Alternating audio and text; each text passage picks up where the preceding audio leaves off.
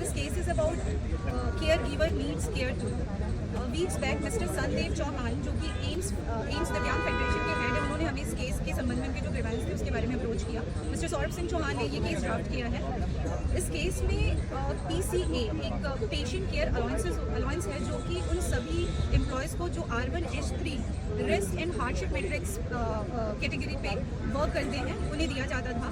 ये बेसिकली उन लोगों के लिए होता था जिनका कंटिन्यूसली डायरेक्ट इंटरेक्शन होता है कम्युनिकेबल डिजीजेज से, इनका बहुत हाई रिस्क फैक्टर होता है बायो हैजार्डियस मटेरियल और हॉस्पिटल वेस्टेज के कारण, इनका डायरेक्ट इंटरेक्शन होता है पेशेंट्स के कारण, ये सपोर्ट प्रोवाइड कराते हैं क्लिनिकल रिसर्च और मेडिकल ट्रायल्स पे, इनका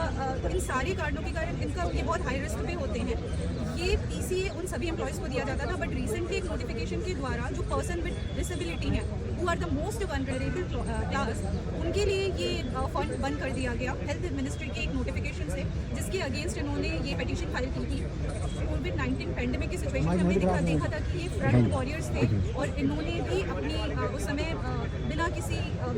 रोक के उन्होंने इक्वली अपनी सर्विस प्रोवाइड कराई थी और बहुत सारे ऐसे एम्प्लॉयज़ थे जो उस समय जिन्होंने अपनी जान भी खोई थी। एंड आफ्टर दैट सिचुएशन इनसे इस तरह का PCA फंड बंद करना is not justified, without any justification इन्होंने ये अलाउंस बंद किया है, जिसके अगेंस्ट एम्स दिव्यांग फेडरेशन ने सुप्रीम कोर्ट के सामने अपना केस प्रस्तुत किया कि बेंच ने 14 को एक्सेप्ट किया और and they are kind enough to issue notice to the Okay, repeating.